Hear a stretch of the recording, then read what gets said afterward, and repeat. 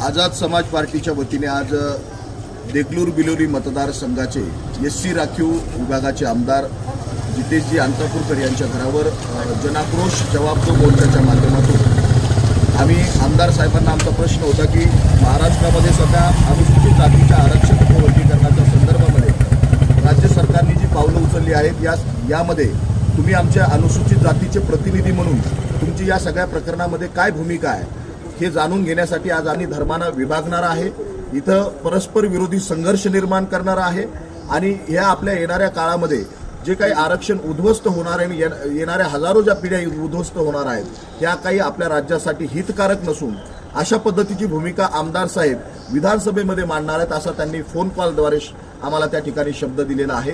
म्हणून आम्ही साहेबांवर विश्वास ठेवून या ठिकाणी आता हा मोर्चा आता या ठिकाणी संपलेला आहे। माझं राज्यातील मुख्यमंत्री देवेंद्र फडणवीसांच्या सरकारला हे विनंती आहे की अनुसूचित जातीच्या 59 जातीतल्या लोकांची मतं न घेता त्यांच्या समाजातील तज्ज्ञ लोकांची विचार न घेता आपण एक सदस्यीय अनंत बदर समितीचा जो अहवाल बनवून जो स्वीकारलेला आहे या समितीचा अहवाल आपण अद्यापही सार्वजनिक केलेला नाही। या अहवालामध्ये नेमकं काय लिहिलेलं आहे, कोणाची मतं घेतलेली आहेत, कुठल्या तज्ज्ञांची मतं घेतलेली आहेत, कुठली आकडेवारी त्यामध्ये घेतलेली आहे, कुठल्या जात समूहाच्या विचारधीन त्या ठिकाणी ते बनवलेलं आहे, हे कुठलंही नाही करता आपण गुप्त पद्धतीने लोकशाही देशामध्ये जनतेच्या हिताचे कायदे बनवत असताना असे गुप्त पद्धतीने कायदे बनवले जात नाहीत।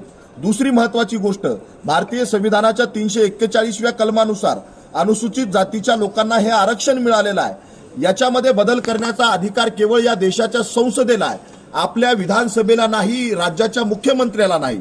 आणखी महत्त्वाचा मुद्दा, आपण सर्वोच्च न्यायालयाच्या निकालाचा आधार देऊन आपण असं म्हणताय की सर्वोच्च न्यायालयाने निकाल दिल्यामुळे हे राज्य सरकार हे वर्गीकरण करत आहे।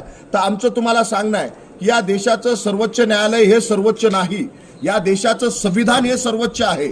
म्हणून संविधानच्या दायरेमध्ये या देशाचं सर्वोच्च न्यायालय असल्यामुळं संविधान पहिलं 1 नंबरला आहे आणि 2 नंबरला या देशाचं सर्वोच्च न्यायालय आहे आणि संविधान असं सांगतं की या कलमामध्ये बदल केवळ संसद करू शकते, विधानसभा राज्यसभा करू शकत नाही। म्हणून आमची तुम्हाला कळकळीची विनंती की आपण संविधानाचं उल्लंघन करू नये, 2 समाजामध्ये तेढ निर्माण करू नये आणि बाबासाहेब आंबेडकरांनी अथक परिश्रमातून या अनुसूचित जातीच्या लोकांना, दलितांना हे जे काही आरक्षण त्यांच्या हितासाठी, त्यांच्या भावी पिढीसाठी दिलेले ते आपण उद्ध्वस्त करू नये, अन्यथा येणाऱ्या काळामध्ये आपल्याला याचे परिणाम भोगावे लागतील। याचे गंभीर परिणाम तुम्हाला येणाऱ्या दिवसामध्ये राज्यामध्ये उमटतील, हा तुम्हाला गंभीर इशारा आहे। याच्या पुढची भूमिका काय असेल आपली?